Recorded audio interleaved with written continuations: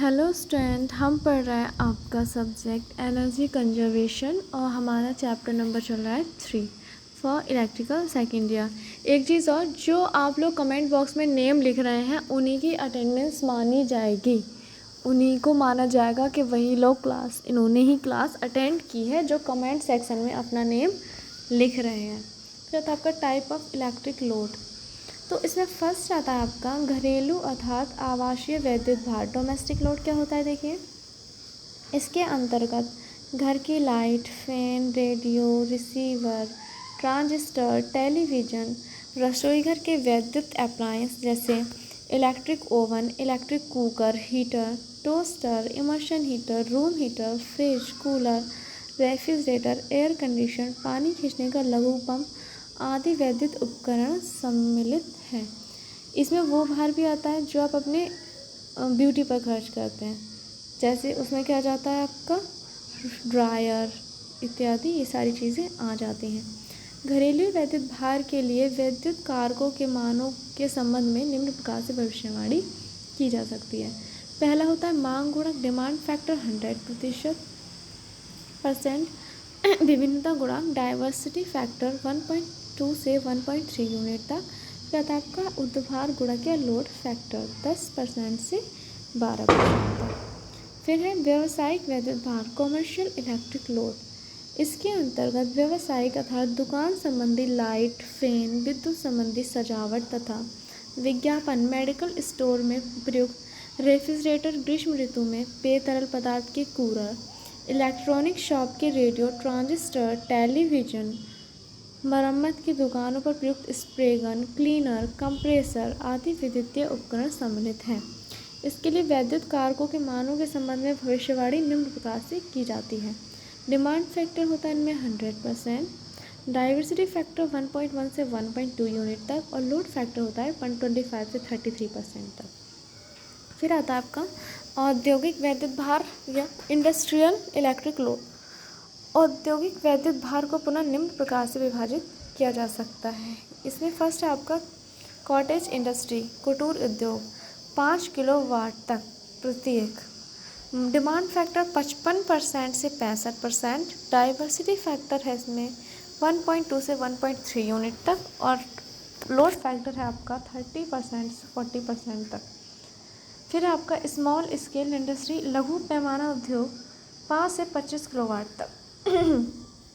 Demand factor रहता है इसमें 60 से 70%, डाइवर्सिटी फैक्टर 1.3 से 1.4 यूनिट तक और आपका लोड फैक्टर रहता है आपका 40 से 45%।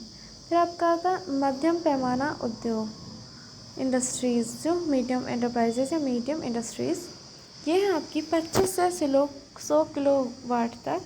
डिमांड फैक्टर इनमें 65 से 75%, डाइवर्सिटी फैक्टर 1.4 से 1.5 यूनिट तक, लोड फैक्टर 55% 50 से 55% तक। लार्ज स्केल इंडस्ट्रीज़ क्या होती हैं 100 से 500 किलोवाट तक। डिमांड फैक्टर 70 से 80% तक, डाइवर्सिटी फैक्टर इनमें होता है 1.5 से 1.6 यूनिट तक, लोड फैक्टर 60 से 65% तक। हाई स्केल इंडस्ट्री में 500 किलोवाट से ऊपर, डिमांड फैक्टर 85 से 90%, डाइवर्सिटी फैक्टर 1.6 से 1.8 यूनिट और लोड फैक्टर 70 से 80%। फिर आता है म्युनिसिपल इलेक्ट्रिक लोड, नगर पालिका वैद्युत भार। इसे दो प्रकार से विभाजित करते हैं। पहला है प्रकाश वैद्युत भार, लाइट इलेक्ट्रिक लोड। इसके अंतर्गत street light, market light, park light, garden light, four way lighting, traffic signal आदि विद्युत भार सम्मिलित रहते हैं। इसके लिए वैद्युत कारकों के मानों के संबंध में निम्न भविष्यवाणी की जा सकती है। Demand factor 100%, diversity factor 100%, load factor 20 से 25% प्रतिदिन के लिए। फिर है आपका जल वैद्युत भार, वाटर इलेक्ट्रिक लोड। इसके अंतर्गत ओवरहेड वाटर टैंक को जल से भरने के लिए motor pump, drainage water motor pump, अन्य जल प्रदाय के लिए प्रयुक्त मोटर पंप आदि वैद्युत भार सम्मिलित रहते हैं। फिर आता है आपका इरिगेशन इलेक्ट्रिक लोड, सिंचाई वैद्युत भार।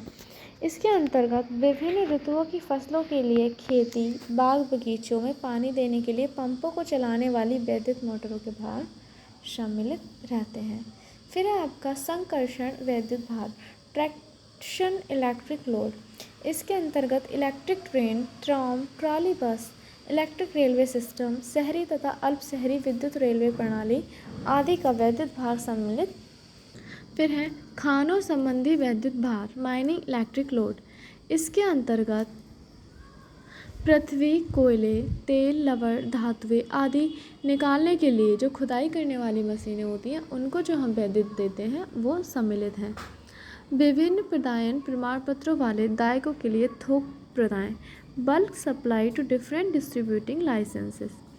शहरों तथा औद्योगिक कस्बों में बिजली की कमी होने के कारण या विद्युत वितरण करने वाली प्रबंध समिति कमजोर होने के कारण अथवा कार्य संभालने में असमर्थ होने के कारण बहुत से विद्युत के थोक व्यापारी व्यक्तिगत शक्ति संयंत्र का निर्माण कर इलेक्ट्रिक सप्लायर का कार्य करते हैं।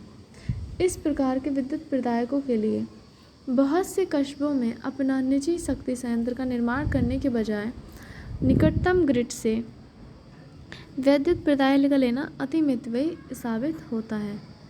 इसे बल्क लोड कहते हैं और इस कार्य के लिए व्यापारियों को बल्क सप्लायर कहते हैं।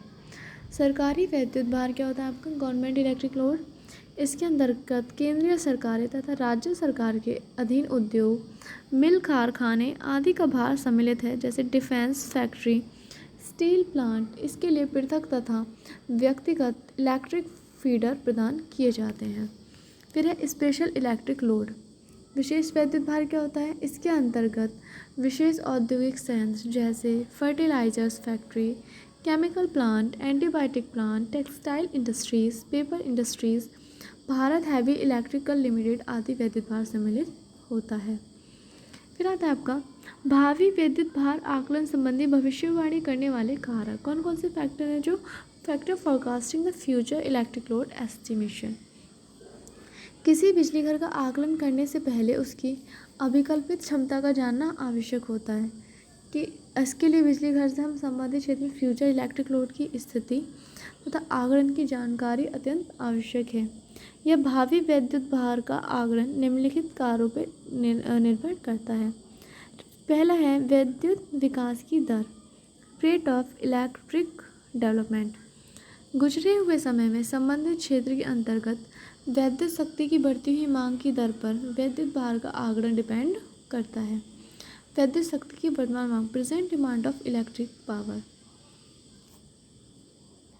विभिन्न प्रकार के बहुत बड़े उद्योगपतियों तथा उपभोक्ताओं द्वारा वर्तमान समय में की जा रही वैद्युत शक्ति की उच्चतम मांग पर वैद्युत भार का आकलन डिपेंड करता है।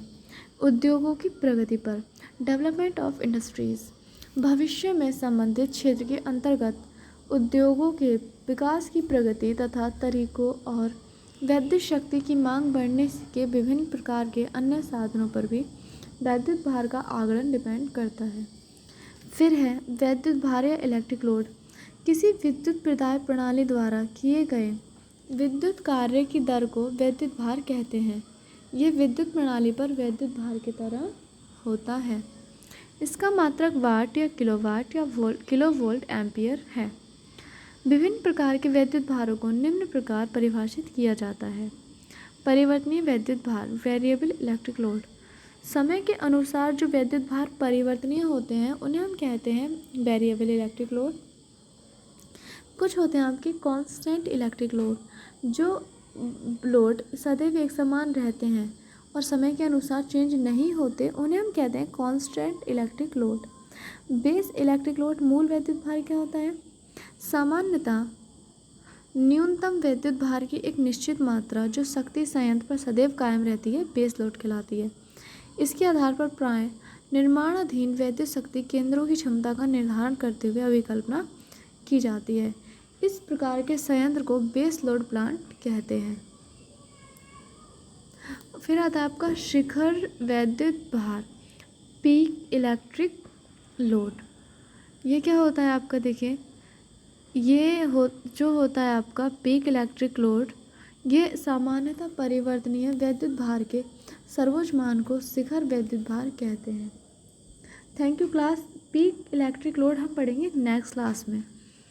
तो अभी के लिए आप इसके जो छोटे छोटे फैक्टर्स हैं वो अच्छे से, ये डेफिनेशंस हैं, छोटे छोटे पॉइंट्स हैं, ये अच्छे से पढ़िए, क्योंकि अगर आपका ऑब्जेक्टिव टाइप क्वेश्चंस आएंगे तो आपकी बहुत छोटी छोटी चीज़ें यहाँ से उठाई जाएंगी, लेकिन आपको उनकी कितनी बेसिक नॉलेज है ये चेक किया जाएगा। Thank you class.